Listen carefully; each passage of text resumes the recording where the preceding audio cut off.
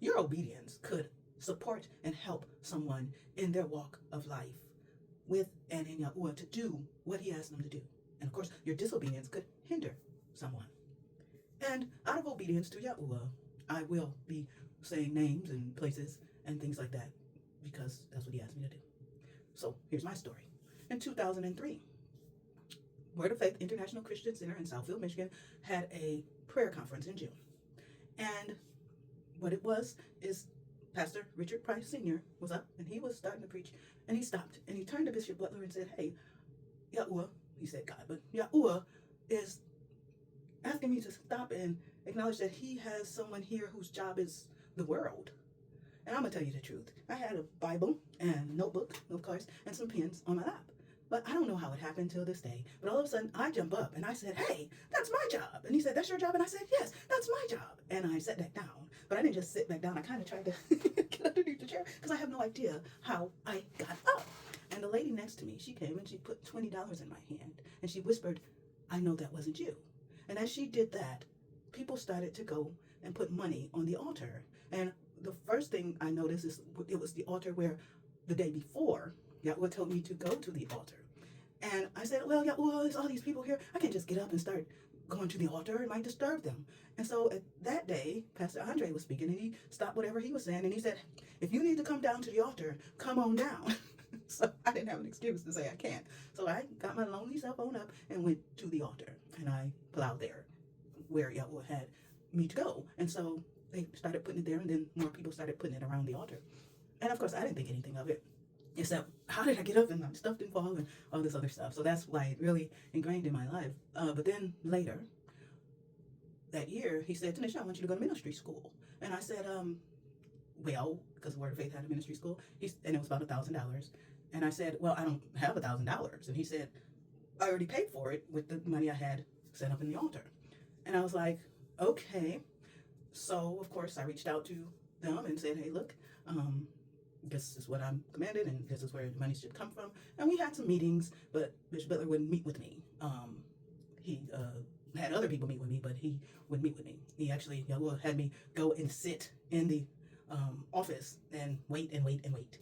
And I remember I was like crying and stuff, and the lady was like, "I see you," and the person of the altar office. And when I walked out, he said, "Wipe the dust from your feet. You don't have to wipe it all, but wipe it from your feet." And he also told me some things that I didn't like to hear because of disobedience. But he told me to still keep going to the church and stuff like that. And I volunteered at the prayer center, which is still the 24-hour prayer center that was started because of that prayer conference. And so I was there one day, and he came up, Bishop Butler came up, and I turned around, and you should have seen the look on his face. But see, I am a quiet one. I don't put your stuff out unless Yahuah asks me to, which is not always. First, he has me deal with you. And I say nothing. I say hi. And that's it. But you should have seen the face. And a lot of times, that's how I get kicked out of churches, because I don't go and yell it all out and interrupt your service or whatever. I will come to you personally. And a lot of them say, "Well, who do you have a right to tell me this?" and all this other stuff. Do you understand that Yahuah sent me? And since he sent me, I'm coming to you personally. But because I know their secrets. Some of, "Oh, are you a witch? And do you this? No, I am an intercessor. If you ask me to plow for you, I literally go to the throne of Yahuah, the mighty and almighty judge. And Yahushua is there, the Ruach HaKodesh is there, angels and other hosts and people are there too. And I literally, even though I'm on this earth, my soul goes there and make intercession. So then when Yahuah says, "Tanisha, well, they're asking me for all this stuff and stuff, and I hear you guys plow for this, but this is the issue. This is what's stopping this from coming." And so a lot of people, they forget. And I had a time. He asked me to do something for my cousin's ministry.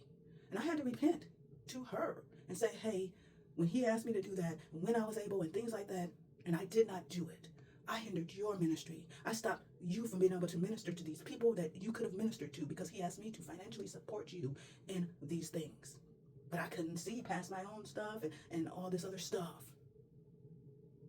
And Yahuah said, this time and this season is because you didn't do what I asked you to do.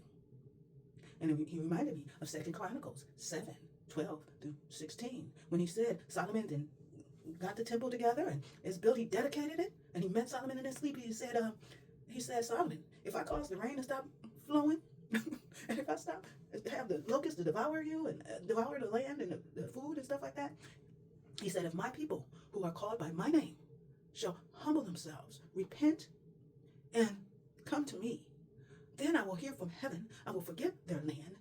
I will forgive their sin and heal their land. Why did he say that? He said, if I did it. You know why? Because he asked them to do something.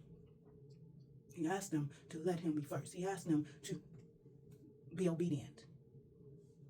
So this is for somebody. I don't know who it's for. He definitely reminded me.